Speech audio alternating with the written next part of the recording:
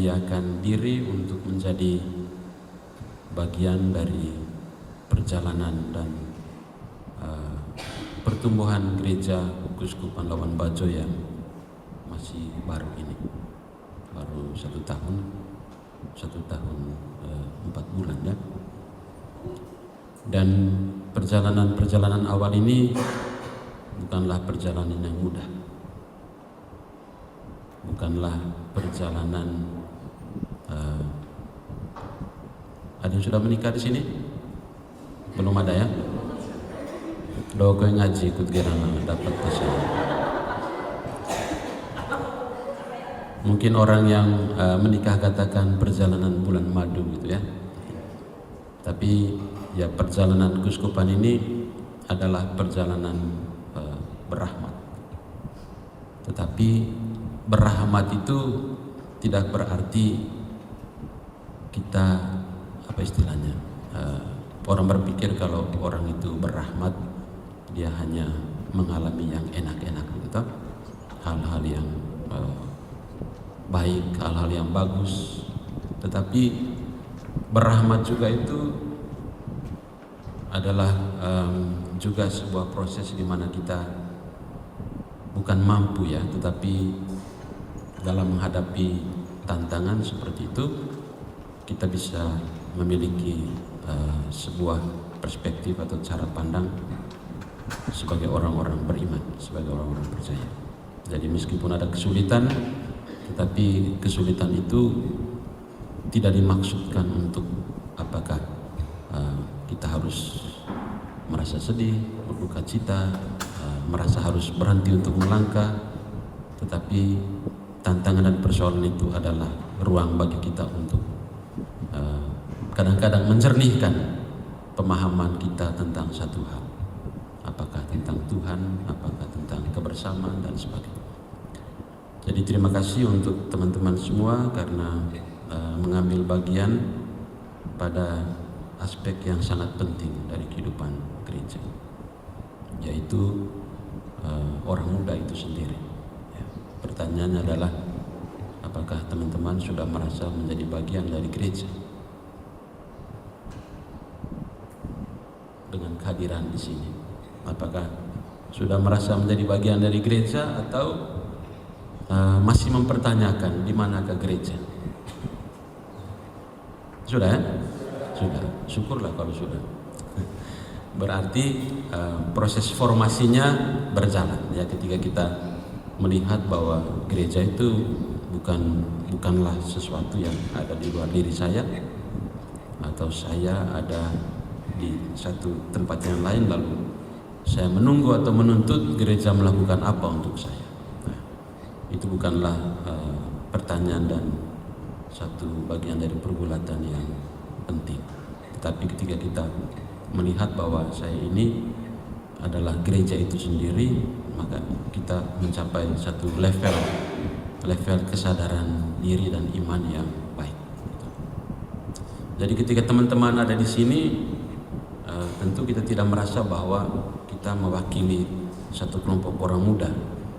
Ada barisan orang muda di paroki ya. Jadi bukan seperti sebuah hierarki. Kita ini pengurus OMK ada di hierarki teratas orang muda, tidak. Tetapi teman-teman hadir di sini yang pertama sekali adalah untuk formasi diri Anda sendiri. Yang pertama sekali. Jadi kehadiran Anda di sini, teman-teman di sini adalah bagian dari sebuah proses formasi iman untuk diri sendiri, yang kita harapkan kemudian berdampak juga untuk teman-teman kita. Jadi terima kasih untuk kehadiran kita semua dan kerelaan untuk menyediakan diri menjadi rahmat bagi teman-teman dan bagi orang-orang, bagi gereja di sekitar kita. Ada yang bisa baca? Semua bisa ya? Mungkin ada teman yang bisa baca dari Yeremia bab 1 ayat 4 sampai 10. Ada kitab suci kan? Ini ada tapi mungkin hurufnya terlalu kecil. Ada yang bisa baca silakan.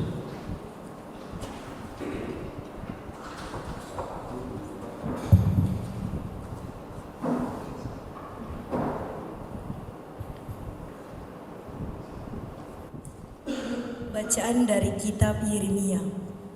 Firman Tuhan datang kepadaku, bunyinya: Sebelum aku membentuk engkau dalam rahim ibumu, aku telah mengenal engkau, dan sebelum engkau keluar dari kandungan, aku telah menguduskan engkau.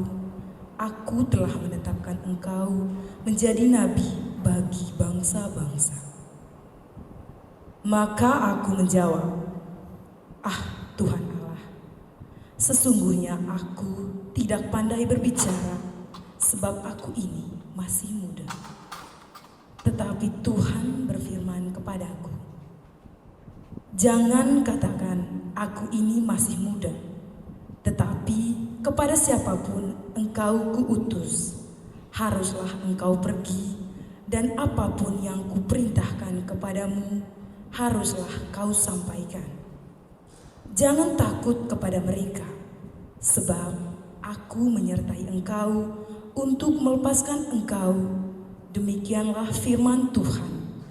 Lalu Tuhan mengulurkan tangannya dan menjamah mulutku. Tuhan berfirman kepadaku, "Sesungguhnya aku menaruh perkataanku ke dalam mulutmu.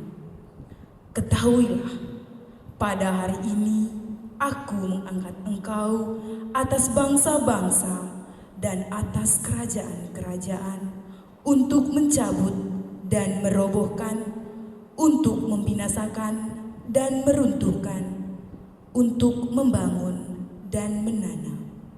Demikianlah sabda Tuhan. Syukur kepada Allah.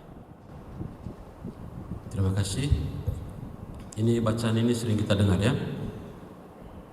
Atau sering dengar bacaan ini? Ini salah satu bacaan favorit kalau kita ikut tabisan atau acara-acara, bisa perutusan ke orang mau pergi kuliah dan sebagainya. Biasanya salah satunya bacaan ini, bacaan paling favorit, Nabi Yeremia. Kita kenal Nabi Yeremia toh? Kita kenal ya? Ya mungkin sering kita dengar Nabi Yeremia adalah salah seorang nabi yang bisa dikatakan salah satu yang terbesar dalam perjanjian lama. Tapi kalau kita dengar tadi itu, Yeremia ini dia adalah seorang orang muda. Orang muda tetapi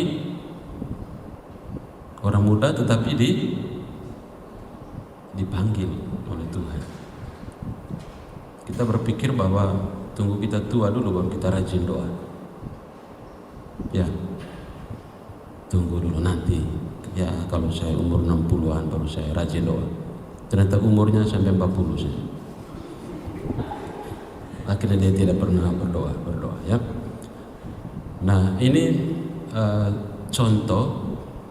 Ada banyak sekali perikop di dalam kitab suci dari perjanjian lama sampai perjanjian baru itu yang berbicara tentang, saya sebut saja sebagai paradoks orang muda. Jadi paradoks orang muda itu ya dua sisi yang seolah-olah dia bertolak belakang ada di dalam diri kita ya sebagai orang muda. Yeremia tadi dia katakan saya orang muda, dengan asumsi bahwa dia tidak akan bisa menjalankan tugas yang berat yang dipercayakan Tuhan kepada dia. Akan begitu asumsinya toh. Tetapi apa yang terjadi kemudian? Yeremia merasa muda tetapi dia dipanggil oleh Tuhan. Jadi itu salah satu paradoks orang muda. Nah, paradoks ini tidak dimengerti sebagai sesuatu yang kontradiktif, artinya sesuatu yang saling bertabrakan gitu ya. Tetapi dalam kacamata iman, dalam formasi kita sebagai orang muda Katolik di dalam gereja, paradoks itu dilihat sebagai sebuah dinamika pertumbuhan.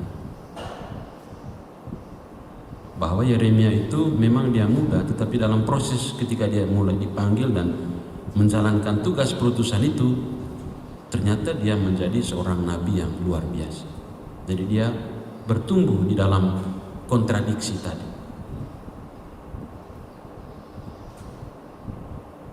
Banyak sekali di dalam Injil kita menemukan bahwa panggilan atau pekerjaan pewartaan ya, begitu, itu justru dilakukan oleh orang-orang muda, inspirasi secara luar biasa.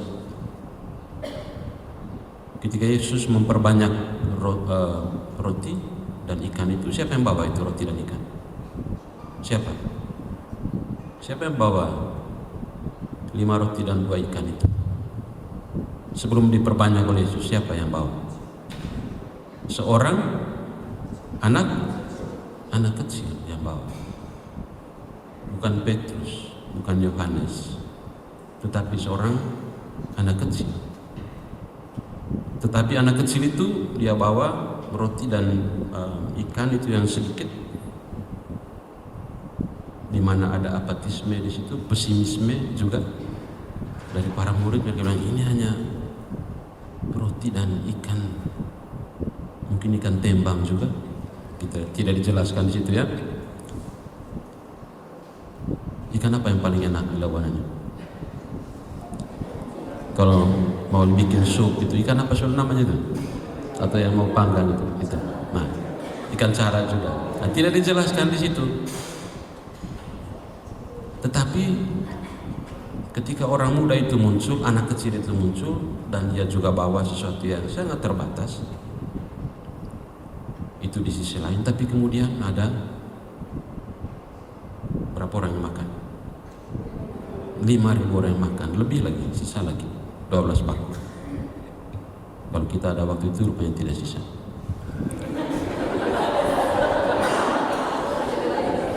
Lebih sisa. Nah itu, jadi 5 roti 2 ikan, kemudian ada 12 bakul dan 5.000 orang yang makan, itu adalah juga paradoks. Tetapi 2 titik paradoks itu, mereka itu ada di dalam satu dinamika sehingga orang-orang itu bisa makan dengan puas, rasa lapar tidak ada ya, karena kehadiran anak kecil tadi itu di tengah keterbatasan itu. Jadi ternyata anak kecil itu dengan persembahannya yang juga sederhana, tetapi dengan keikhlasan untuk hadir di tengah situasi batas itu, dia bisa mengubah sesuatu.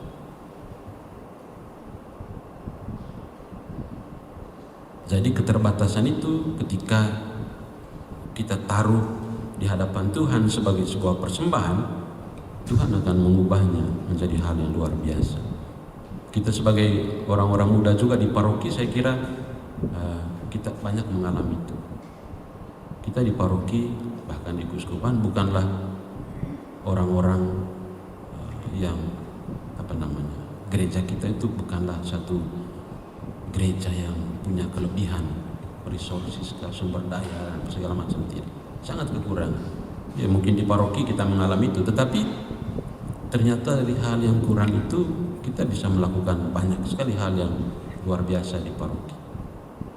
Saya mendengar banyak cerita-cerita tentang bagaimana terobosan-terobosan orang-orang muda di paroki, dan itu adalah hal yang menggembirakan. Dan saya tahu itu bertumbuh bukanlah dari suatu kelebihan atau kelimpahan, gitu ya.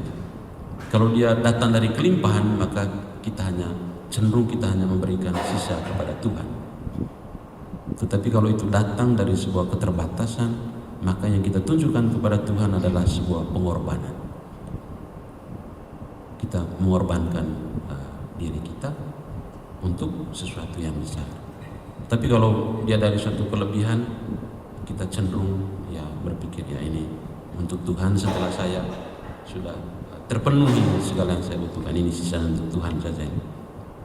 Tetapi kalau kita bergerak dari keterbatasan, dari kekurangan sumber daya dan sebagainya, kita selalu merasa ada sukacita yang besar di dalam pelayanan kita, bahwa di dalam keterbatasan itu kita bisa menghasilkan sesuatu yang luar biasa untuk orang-orang muda, untuk teman-teman kita, juga untuk gereja.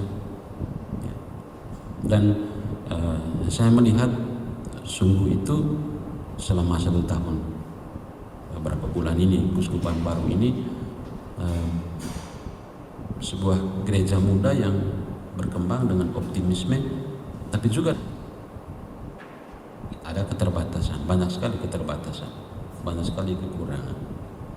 Seperti saya katakan tadi, resources, sumber daya dan sebagainya. Tetapi ketika kita bisa menempatkan paradoks tadi itu sebagai persembahan untuk Tuhan dalam pelayanan kita, pada akhirnya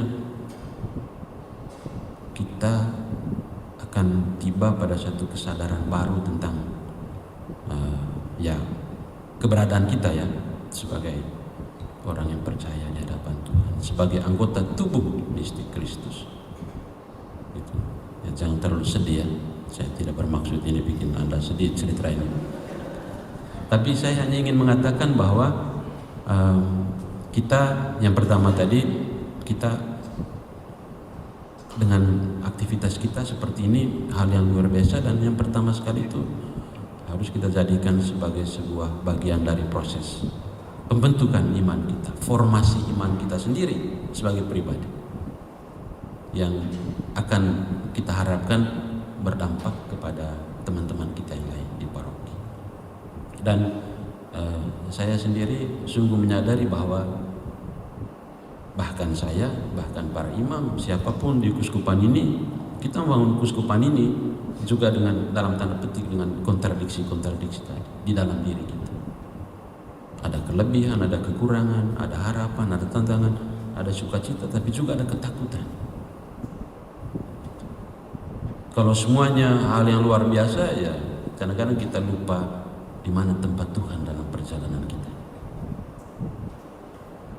Gitu. Jadi saya sungguh menyadari bahwa kita semua yang membangun kuskupan ini, membangun tubuh mistik Kristus di kuskupan ini, bersama-sama berproses dan berdinamika di dalam tadi itu ya, ada kontradiksi-kontradiksi, dan banyak sekali contoh-contoh di dalam kitab suci bagaimana orang-orang muda itu dibentuk di dalam proses itu. Ada juga orang muda yang ingin masuk surga toh? Ada kan? Dalam Injil kan ada toh? Dia tanya kepada Yesus, bagaimana cara masuk surga, ya kan? Pertanyaan langsung deh. Bagaimana caranya memperoleh hidup yang kekal, ya kan? Apa jawaban Yesus? Apa jawaban Yesus? Jawaban yang sebenarnya tidak sesuai dengan kita ya. Dia bilang, pergilah, jualah segala kekayaan. Apakah kita kaya? Tidak ada yang perlu dijual kita ini. Nah, mungkin yang di Labuan ini punya banyak tanah ini, dijual, tanah warisan orang tua. Tetapi itu juga menunjukkan kepada kita bahwa ada kontradiksi lain juga, bahwa kita orang muda ini ya kadang-kadang memikirkan atau mengharapkan sesuatu yang luar biasa. Tetapi ketika kita ditantang, kita menjadi redup begitu. Kita menjadi apa istilahnya? Tidak mau menabrak zona nyaman kita. Meskipun itu mungkin sesuatu yang Tuhan tuntut dari kita supaya kita ada pada level yang lain dalam perjalanan kita sebagai orang beriman.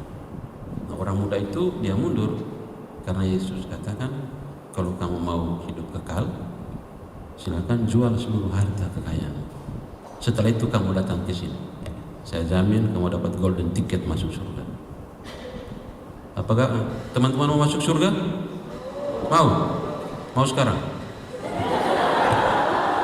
Tidak ada juga yang mau kalau sekarang. Waduh, terlalu cepat Tuhan. Saya belum menikah, masih PDKT ini, langsung masuk surga. Ya mungkin bisa surganya bisa ditunda sedikit, gitu kan? Nah, kita kadang-kadang tawar menawar dengan Tuhan. Dan orang muda itu dia tidak diceritakan kemudian bagaimana nasibnya, hanya dia kemudian mengundurkan diri karena ada tantangan dari Yesus itu. Dan saya kira kekayaan itu hanya sebagai sebuah ungkapan simbolis ya. Tapi kekayaan itu bisa kita samakan juga dengan mungkin hal-hal lain di dalam diri kita yang membuat kita merasa bahwa saya tidak bisa menukar, saya masih ada di dalam zona nyaman ini ya. meskipun ada hadiah hidup kekal tadi, ya saya sendiri pertanyakan kepada Tuhan, kira-kira bagaimana caranya untuk memperoleh hidup yang kekal. Itu baru satu. Yesus baru sampaikan, jual segala harta milikmu.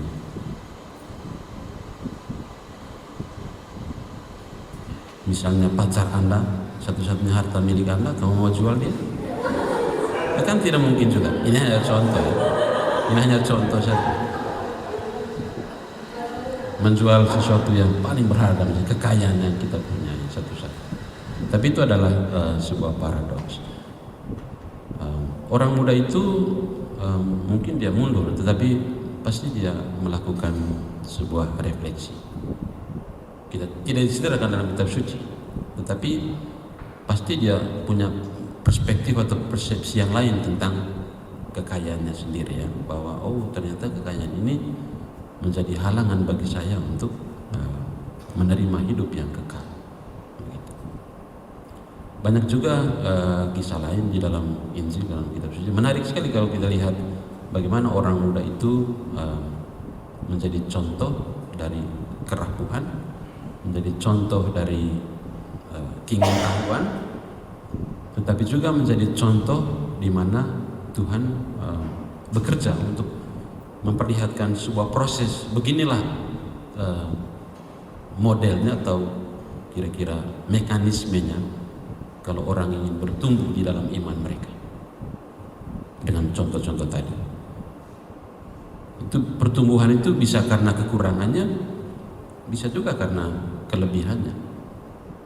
Kekurangannya ketika diperlihatkan kepada Tuhan, kelebihannya ya ketika kelebihan itu tidak menciptakan zona nyaman di dalam dirinya yang menutup dia untuk menerima rahmat yang lebih besar dari Tuhan. Dan kita orang muda, bukan kita ya, kamu, saya sudah tua. Ini salah kalimatnya. Teman-teman yang orang muda ini perjalanan masih panjang dan saya kira akan bertarung juga di medan-medan kontradiksi itu toh. Kontradiksi. Banyak kontradiksinya ketika mungkin berkenalan dengan calon Anda dan mulai sudah bertanya begini ya, kadang-kadang hanya teori saja, ada yang tidak pakai teori langsung menikah saja gitu. Tetapi akan menghadapi banyak ketegangan ya, kalau dalam bahasa ininya ketegangan, mungkin kontradiksi mungkin terlalu ini, tetapi di dalam ketegangan seperti itu yang saya katakan tadi itu kita dibentuk, dan Tuhan tidak pernah juga dia mengatakan dia mempersalahkan kita ya dalam orang muda itu. Nah, ketika orang muda tadi itu dia menyerah dan dia tidak katakan bahwa baik Tuhan sekarang saya pergi menjual kekayaan saya, atau dia menolak, Yesus juga tidak marah toh. Yesus juga tidak marah orang muda. Kau ini sudah tanya saya sudah jawab, tidak jelas lagi pada akhirnya. Tidak, Yesus selalu itu menjadi medan terbuka bagi kita. Selalu menjadi medan terbuka. Tunggu mati itu baru medannya tertutup. Tapi selagi hidup itu adalah sebuah medan terbuka untuk sebuah pergulatan. Jadi Tuhan akan selalu membuka ruang bagi kita untuk berproses ya. Dan saya ya sebagai uskup, sebagai rekan-rekan teman-teman semua sungguh menyadari bahwa kita orang-orang muda ini, gereja muda ini berproses juga di dalam situasi seperti itu. Dan saya senang sekali bahwa kita mau hadir di dalam gereja ini, di dalam kehidupan ini dengan keadaan dan dengan kondisi seperti itu ya. Keberanian kita untuk mengelola ketegangan tadi. Jadi pada hal yang pertama ini yang ingin saya sampaikan bahwa orang muda adalah subjek yang, atau kita semua ini adalah orang-orang yang punya banyak sekali ketegangan di dalam kehidupan kita ya, punya kontradiksi dan sebagainya. Tetapi Tuhan membuktikan kepada kita bahwa Dia tidak melihat hal itu sebagai suatu kekurangan yang menghalangi Dia untuk dalam tanda petik menggunakan kita sebagai saluran rahmat dan berkat bagi kehidupan ya. Ketika Yeremia itu katakan, Tuhan saya masih muda dan saya tidak pandai bicara, tapi Tuhan tetap, nanti kau akan pandai bicara, karena akulah yang meletakkan di dalam lidahmu kata-kata. Tuhan bilang begitu toh, dan engkau harus mengatakan semua yang aku katakan kepada. Jadi Yeremia itu begitu, dia pesimis, mempertanyakan, tetapi ternyata ya itu adalah ya Tuhan sendiri yang mengubah dia. Kadang-kadang kita merasa seperti itu, menerima sebuah tugas, dan di paroki kita kadang-kadang kita anggap orang muda itu sebagai mungkin tambahan saja. Oh, ternyata tidak. Ini hal pertama yang ingin saya sampaikan, bahwa dalam perspektif kitab suci, perspektif Injil, perspektif kabar gembira, orang muda itu adalah salah satu subjek keselamatan terpenting. Ya, ketika Tuhan ingin menyampaikan sesuatu kepada manusia, dia menggunakan orang-orang muda, mulai dari nabi ataupun tadi orang muda yang apa istilahnya, ditantang oleh Yesus itu. Yang kedua, ada tiga hal penting yang ingin saya sampaikan juga kepada teman-teman semua. Yang pertama, beriman menjadi fondasi bagi kita dalam kehidupan, juga dalam pelayanan kita sebagai orang-orang muda. Iman itu adalah fondasi spiritual dari setiap tugas dan pelayanan kita sebagai orang-orang muda di paroki, di dalam gereja.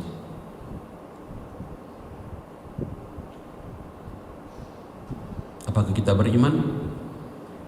Beriman ya? Ya, beriman. Itu adalah fondasi. Iman itu adalah fondasi bagi kita di dalam proses pembentukan diri kita, apakah itu sebagai pelayan, sebagai pewarta misi, ataupun dalam kegiatan-kegiatan lain dalam kehidupan kita. Dan iman ini membutuhkan iman ini bukan sesuatu yang melayang-layang gitu, bukan sesuatu yang mengawang-awang, tetapi sesuatu yang harus berakar.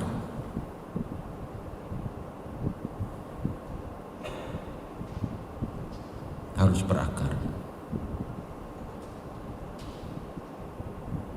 Dan di Manggarai Raya ini, gereja sudah ada di sini kira-kira sudah berapa tahun?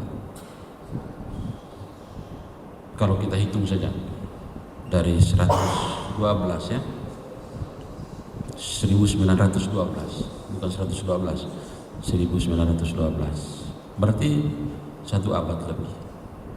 Itu belum, tidak, itu gereja muda sekali. Jadi kalau kita baca sejarah gereja, kita adalah generasi terakhir di Flores ini, mulai dari Flores Timur, karena dulu para guru yang dikirim dari Sika, dari Flores Timur itu ke sini untuk mewartakan kabar gembira Injil di sini, dan mulai dengan pembaptisan pertama dan sebagainya. Jadi kita beriman, tetapi mungkin iman itu belum berakar. Dari keberakaran.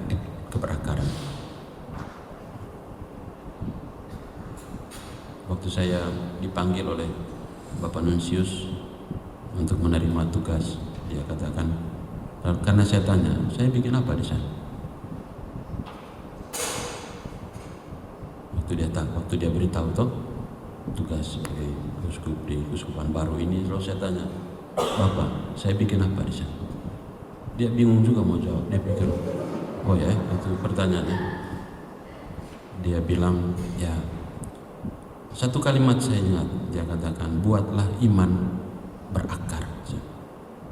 Dia bilang, the rootedness of faith, keberakaran iman. Jadi kita bisa sepakat dengan dia, bisa tidak sepakat juga, tetapi di belakang pernyataan itu selalu ada satu kecemasan atau kekhawatiran suci bahwa iman itu masih sesuatu yang ya mungkin dalam kehidupan kita sesuatu yang fondasinya belum terlalu kuat gitu ya, mengawang-awang. Dan karena itu ketika kita menghadapi banyak sekali tantangan, kita kadang-kadang tidak punya pegangan atau pura-pura punya pegangan, padahal tidak ada. Dan apalagi dengan tantangan yang sekarang yang luar biasa di Labuan Bajo ini, dengan perubahan-perubahan yang sangat cepat, panggilan untuk membangun keberakaran iman itu menjadi hal yang penting. Dan hal itu kita lakukan ya terutama dengan diri kita sendiri. Bagaimana kita merasa bahwa iman saya itu punya apa istilahnya, akarnya itu mulai bertumbuh ya. Kalau pohonnya bertumbuh kemana? Ke atas. Kalau akarnya ke bawah. Kalau akarnya hanya 5 cm, kemungkinan batangnya itu hanya 3 cm. Maksudnya tumbuh batangnya ke atas tuh kelihatan. Tapi kalau akarnya mungkin 10 meter ke bawah, pohonnya mungkin puluhan meter ke atas ya. Gitu. Seperti bambu tuh, filosofi bambu itu. Bambu itu dia bertumbuh, ya akarnya itu 1, 2, 3 tahun pertama itu dia bertumbuh ke bawah. Karena itu bambu dia pelan-pelan. Tapi ketika akarnya sudah ke bawah, untuk mencapai tinggi 5 meter mungkin hanya butuh setengah tahun. Karena akarnya sudah menancap ke bawah. Jadi iman kita juga ya diharapkan seperti itu. Jadi ada keberakaran. Jadi ada beriman, berakar. Tetapi kita tahu bahwa makna keselamatan itu bukanlah sesuatu yang sifatnya tertutup, bukan eksklusif. Tapi makna keselamatan itu sifatnya inklusif. Dan karena itu gereja juga dipanggil untuk menjadi tanda keselamatan bagi dunia. Seperti dalam moto. Karena itu gereja juga disebut bukan sakramen ya. Sakramen. Gereja itu adalah sakramen utama. Gereja itu adalah sakramen utama. Tanda dan sarana keselamatan paling utama. Karena itu ketika kita secara istimewa, secara khusus menjadi bagian dari gereja yang adalah sarana dan tanda keselamatan tadi, maka kita juga menjadi sarana dan tanda keselamatan bagi orang-orang di sekitar kita. Jadi kehadiran kita itu punya daya untuk menyelamatkan. Jangan anggap remeh itu. Jangan berpikir ketika kita ada dengan teman-teman OMK kita di paroki, mungkin berdoa serio karena ajakan kita dan sebagainya, itu sebuah tindakan yang remeh. Itu tidak. Itu adalah sebuah tindakan keselamatan, tindakan menyelamatkan. Jadi tidak hanya sampai berakar, tetapi meminjam moto dari Menteri Pendidikan Tinggi ya, berdampak. Jadi harus berdampak juga. Jadi beriman, berakar, dan berdampak. Pohon, orang tahu pohon itu dari apanya? Dari buahnya, kecuali pohon yang tidak ada buahnya. Ini ketika makan pasti ini dulu kurang disiram ini. Kenapa jeruknya ini asam? Ya padahal memang jati diri jeruk itu asam. Saya pertanyakan, yang manis itu karena teknologinya. Dia memang jeruk itu memang, ya kan? Identitas jeruk itu asam. Ada yang manis ya, tapi kalau banyak kita kalau makan jeruk itu pasti ada sedikit asam-asamnya kan begitu. Jadi ketahuan dari buahnya, buah yang baik. Kita tahu pohonnya berproses demikian. Pasti dulu disiram dan sebagainya.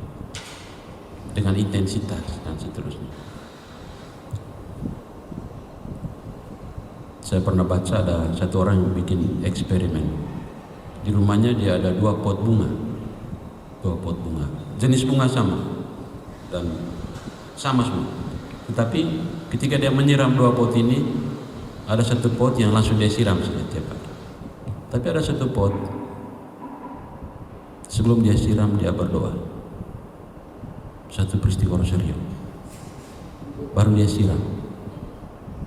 Dan terbukti pot yang disiram sebelumnya dengan doa Rosario itu bertumbuh dengan beda pertumbuhannya dengan yang dia siram langsung dengan yang ini, karena setelah dia doa dia siram pelan gitu ya, airnya dia minum sedikit baru dengan intensitas dia dengan perhatian gitu akan beda begitu, beda dia punya proses pertumbuhan dan sebagainya. Nah, iman kita juga seperti itu. Ya, kalau ada ketelatenan untuk merawat iman kita, dia akan bertumbuh dan kita akan merasa bahwa ya meskipun saya muda, saya bisa menjadi pelayan yang baik bagi Tuhan. Jadi kita juga dipanggil untuk selalu merefleksikan iman kita sendiri, membuatnya semakin berakar, tetapi tidak hanya berakar, berdampak. Dan berdampak itu tidak tunggu kita punya sesuatu mungkin ya. Apakah itu punya kekayaan tadi seperti itu, punya kedudukan, punya jabatan, tidak menunggu seperti itu. Karena tidak pernah ada waktu untuk menunggu. Karena waktu Tuhan itu kita tidak tahu toh kapan. Begitu. Waktu Tuhan untuk menyelamatkan kita tidak tahu. Jadi itu adalah seperti saya katakan tadi, adalah sebuah medan terbuka dan kita harus selalu siap. Siap itu dalam arti kita terus berproses di dalam kehidupan kita, formasi iman kita sebagai orang beriman. Itu hal yang kedua yang ingin saya mau sampaikan. Yang ketiga, dalam konteks perjalanan Keuskupan Labuan Bajo, orang muda dan gereja yang sedang bertumbuh. Jadi kita ini, gereja ini sedang bertumbuh dan kita juga sedang bertumbuh. Teman-teman semua punya masa depan, punya perjalanan masih panjang, dan juga sebagaimana gereja ini juga punya harapan, punya tantangan. Ada optimisme, ada kerinduan-kerinduannya, ada pergulatannya sendiri, dan pergulatan-pergulatan itu bisa dialami secara personal, individual, secara komunal, secara bersama-sama ya. Dan orang muda dalam proses pertumbuhan gereja ini bukanlah menjadi elemen tambahan. Kita bukan penonton, kita juga bukan orang-orang yang merebut kursi yang terbatas pada saat Natal atau Paskah. Tetapi kita adalah bagian yang utuh dari gereja itu sendiri. Jadi mesti ada transformasi dari sesuatu yang mungkin sifatnya fisik begitu dengan kehadiran kita, tetapi dia harus kita bawa ke ranah yang lebih spiritual.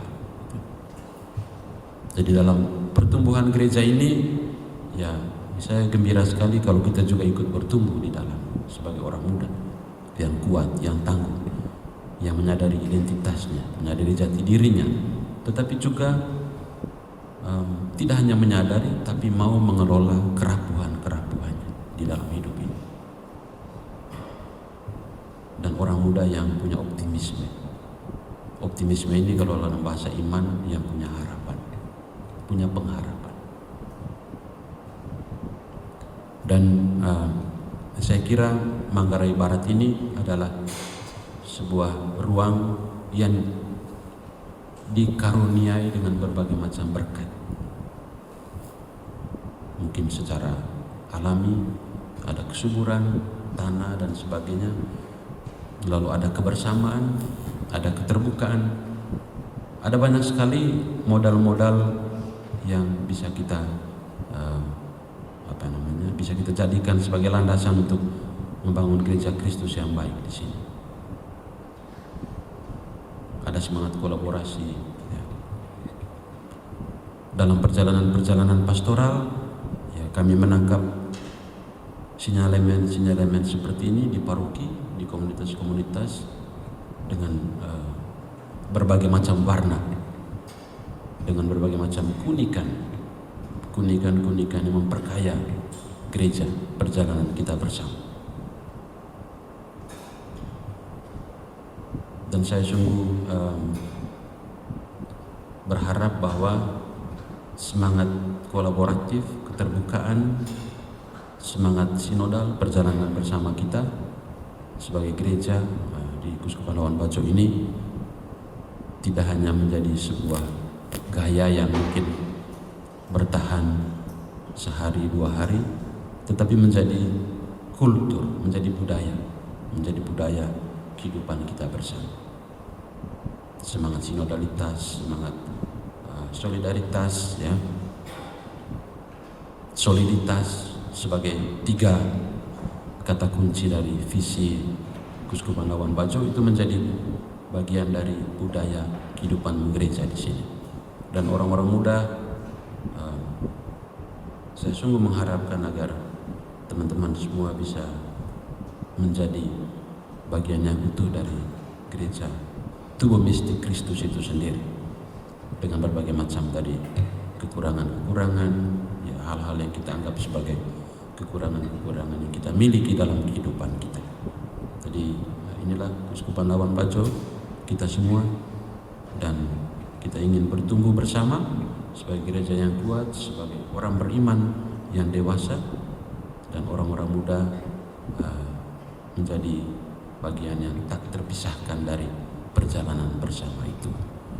Terima kasih sekali lagi kepada Romo Ketua Komisi yang sudah menginisiasi kegiatan ini, dan mudah-mudahan ada pengimbasan di paroki-paroki ya, dalam kebersamaan kita dengan orang-orang muda. Tentu kuantitas penting, ya, kuantitas penting, tetapi kualitas akan lebih bermakna. Jadi setiap kegiatan kita, orang-orang muda di paroki, lihatlah buah-buahnya, lihatlah buahnya, lihatlah maknanya. Maknanya itu ya mungkin dalam partisipasi dan sebagainya, dan mudah-mudahan itu akan menghibur teman-teman semua bahwa kehadiran kita bukanlah sekedar sebuah kehadiran tambahan, tetapi menjadi gerak bersama gereja kita di Kuskupan Labuan Bajo. Sekali lagi terima kasih untuk waktu, untuk kebersamaan teman-teman semua sepanjang 2 hari ini. Mungkin ada yang meninggalkan kesibukan, ya, sekaligus untuk istilahnya refreshing, rehat sejenak di sini, dan bertukar pengalaman di antara teman-teman semua sebagai satu keluarga di Kuskupan Labuan Bajo ini. Mungkin itu saja yang bisa saya sampaikan pada kesempatan ini. Terima kasih untuk kebersamaan kita, dan mudah-mudahan perjumpaan ini membawa kekuatan, penghiburan, sukacita, dan inspirasi bagi perjalanan kita bersama. Terima kasih, Tuhan memberkati kita.